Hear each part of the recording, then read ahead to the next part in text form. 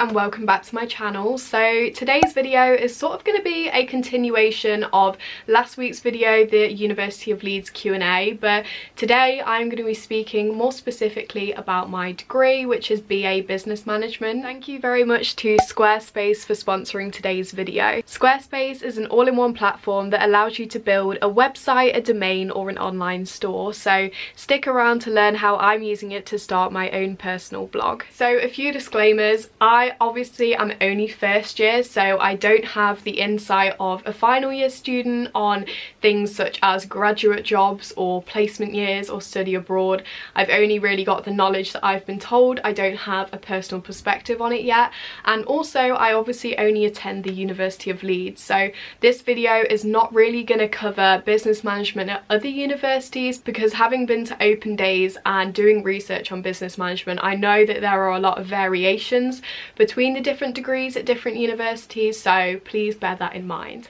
So just getting straight into it, the first question is, what is business management and how is it different to other business studies? So I think there's a massive misconception about business management being a degree on basically how to boss people around, and of course there's an element of leadership study and study of management techniques. However, it is so much more than that. You can't manage a business without actually understanding how a business works, so a lot of business management is very broad in the sense that you study so many different aspects of a business, whether that be the accounting aspects, the organizational behavior aspects, so it's a lot more broad than the title of it would suggest. Especially in first and second year, you basically cover the basics of businesses, and then third year is when you actually start to specialize on management and leadership. So yeah, the first year in particular is pretty similar to other business degrees, and you do find in lectures that you are sat next to business school students that perhaps do a different degree, just because the modules overlap so much. The second question is, why did you choose to study business management? This is one of the main questions I get, probably because my A-levels are so different to what I study now, but the reason that I chose to study it is because I've had an interest in business since I've basically started my YouTube channel. There's so much behind the scenes with YouTube that without realizing, by starting a channel you are effectively launching your own business. You have to learn how to market yourself, you have to learn how to do finances, you have to learn how to effectively negotiate deals and stuff, and I found that I really enjoyed learning about that. And also, as much as I enjoyed my A-levels at the time, I wasn't really passionate about any of them enough to do them at degree level, so I basically had to evaluate, well, if I don't like my A-levels, what else could I do for a degree? And business was just the natural option because of obviously the other element of my life, which is YouTube. And the reason I chose business management specifically is because, as I've just mentioned, it is such a broad degree, and it's a lot broader than if I went down one route and specialised in something like finance or marketing or something more specific, because obviously in business management you basically cover every aspect that you could. And also in the future, obviously I would love to be in a leadership position within a company, so I thought overall sounds like a good degree. Okay, so the next question is about entry requirements and do you need any specific A-levels or GCSEs? The answer to this is no. I don't have any specific business related A-levels. I studied biology, English literature and history, so nothing business related there. Really couldn't be more unrelated if I tried. So I wouldn't worry if you don't have those A-levels.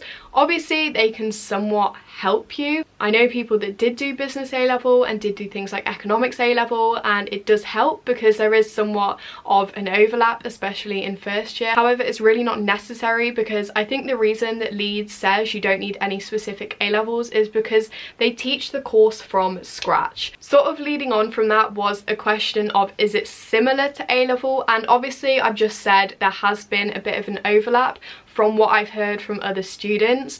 I know that there's definitely an overlap between economics A-level and the economics module in first year, because it is literally the basics of economics, so there is going to be an overlap. And similarly with other modules, there probably is going to be somewhat of an overlap, because just like you had to learn from scratch at A-level, you've also got to learn from scratch at degree level, and not everybody has those A-levels. So the answer to that is I don't really know, because I haven't obviously done the A-level, but I would guess there is somewhat of an overlap in first year, but probably not in second or third year. Okay, so the next question is, what modules do you study? So obviously I'm going to talk specifically about first year modules here, because that is all I've studied so far.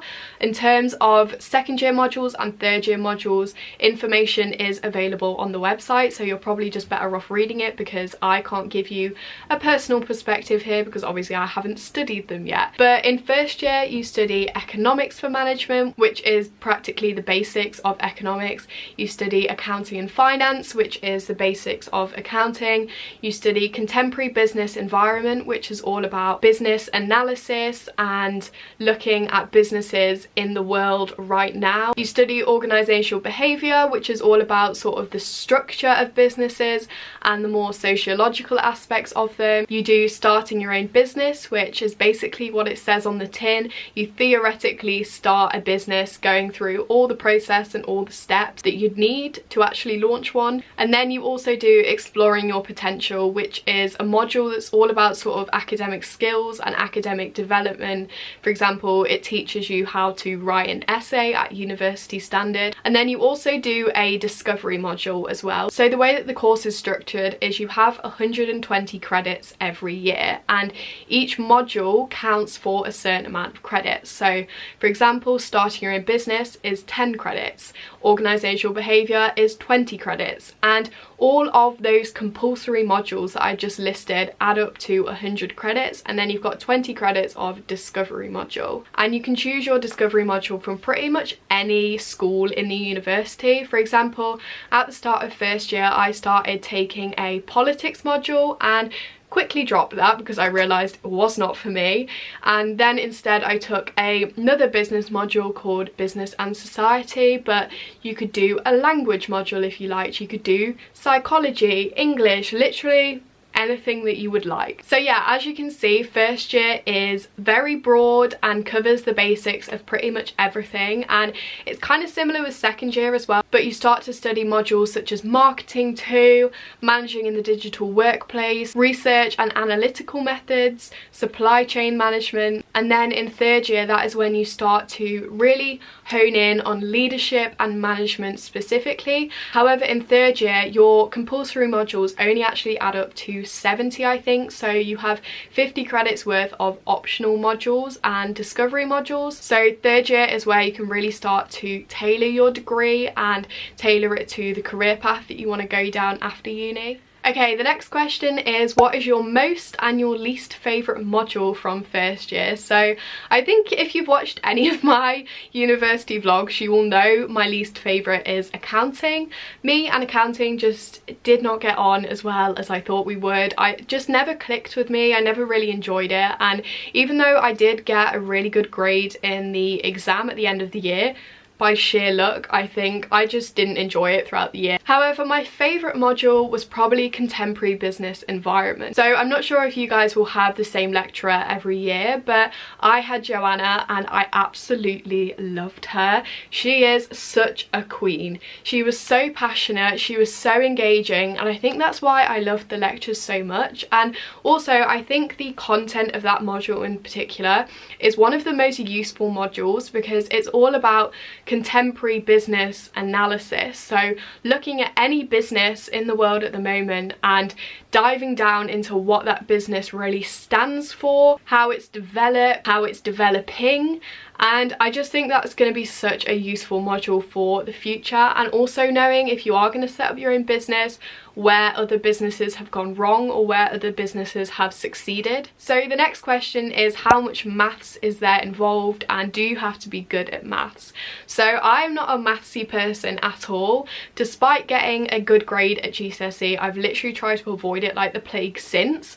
However, Business management involves a lot more practical maths. You don't get any of that stuff like Pythagoras. The only maths that's involved really is in modules such as accounting, obviously, economics, contemporary business environment does a bit, but it's not complex maths. In accounting, I feel like there's a misconception that it's literally all maths. However, the most complex maths that you do is percentages and ratios. I think that's it. What makes those modules actually hard is not the maths but the theory behind them, and it's the same with economics. So maths and economics is not hard, but a lot of it is sort of interpreting graphs and interpreting data. So there's maths involved, but it's different to any maths that you've studied beforehand, and you will be fine if you know how to add, subtract, do percentages and do ratios. The next question is, how many contact hours do you have a week? So in first semester I had a lot more, so I had 10 to 12 hours a week, and this will be split between 5 hours of lectures, 5 hours of seminars and 2 hours of workshops. So I feel like lectures are pretty self-explanatory. That's when you're sat in a big auditorium or a big lecture room. There's probably hundreds of students in there and there's just a lecturer at the front who is just lecturing you. The clue is kind of in the name really. They just talk at you for an hour and you make notes. Seminars are more like your typical classroom setup. There'll be around like 30 to 40 students in them. Then you'll have the teacher at the front and it's more interactive. It's basically what you're used to at school beforehand. And then workshops are kind of a mix between the two. So the only workshop that you have in first year is for starting your own business, and it's a 2-hour workshop where there's probably a few hundred students in a room, and it's a mix between a seminar and a lecture because they talk at you, but then you often have a lot of time to work within your group actually putting into practice what they're saying. Then in second semester I had an average of 8 hours a week, and this was split between 4 hours of lectures and 4 hours of seminars because you don't do starting your own business in second semester, so you don't have any workshops. Just quickly interrupting the video to tell you about Squarespace, who have very kindly sponsored today's video. So as I said, Squarespace is an all-in-one platform that allows you to build a website, a domain or an online store. I'm currently using it to start my very own blog. It's not public yet, but I'll let you know when it is, and I hope to share my thoughts on topics that I don't have the time to make a video on but that really interest me. It's been so helpful in setting up a blog because it's got such powerful tools on there,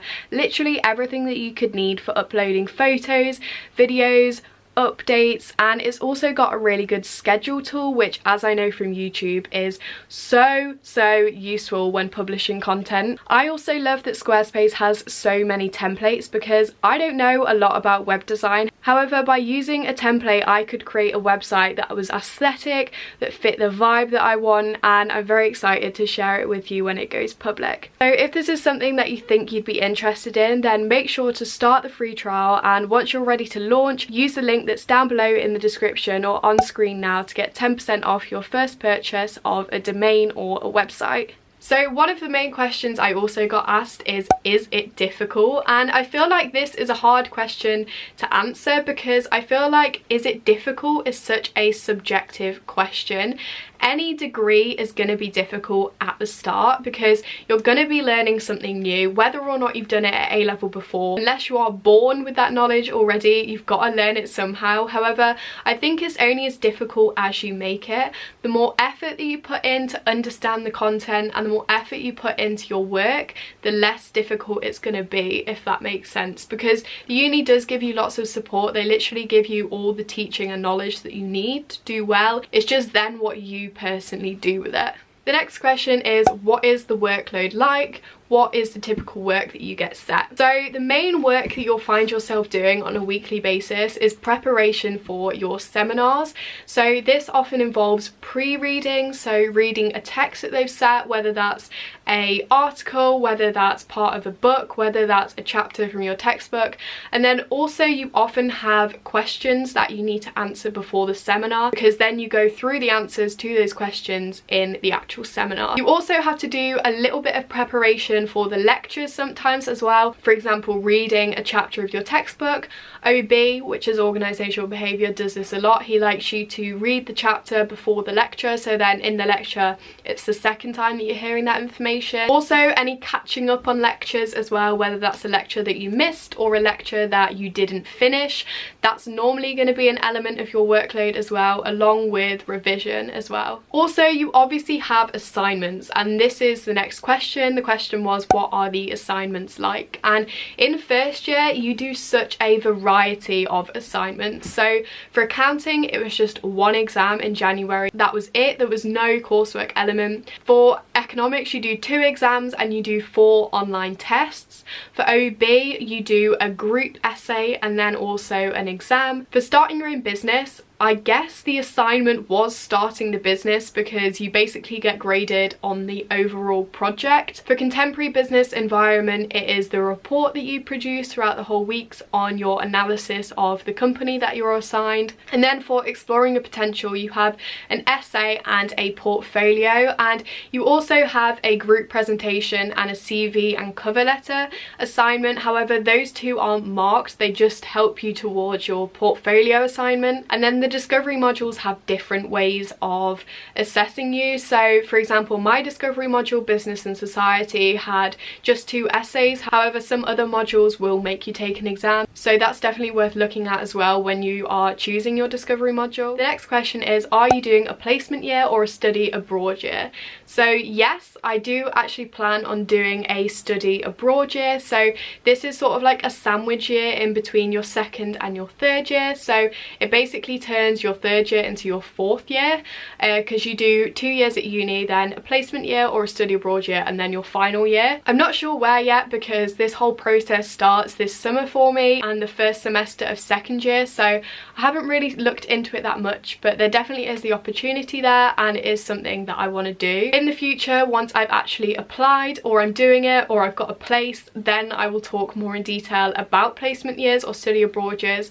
For now, all I can really tell you is the option is there, and maybe do your own research into it. And the final question is, what are your career plans for after graduation, and what job opportunities does business management present? So obviously, once again, just like the study abroad year or the placement year, I can't really tell you a lot about this because I haven't got to this stage in my degree yet. However, I know that business management opens up so many doors because it's such a broad degree that you can pretty much go into anything that you want. If you think about it, pretty much every industry, pretty much everything in the world is a business, so you can basically do anything that you like. However, of course, it does lend itself more towards leadership positions, management positions. In terms of my own career plans, I have absolutely no idea. I know that I want to take a gap year after uni though. I definitely don't want to go straight into a graduate job. I want to take a year out. The purpose of that year just being to travel, to focus on social media, seeing if I could make that work from a different angle other than being a study tuber, because obviously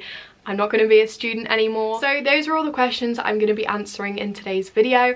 I hope this has been somewhat insightful or helpful if you're looking to study business management, and if it has, then make sure to give it a thumbs up, subscribe to my channel, and make sure to follow my social media, which will be linked down below in the description. Bye guys!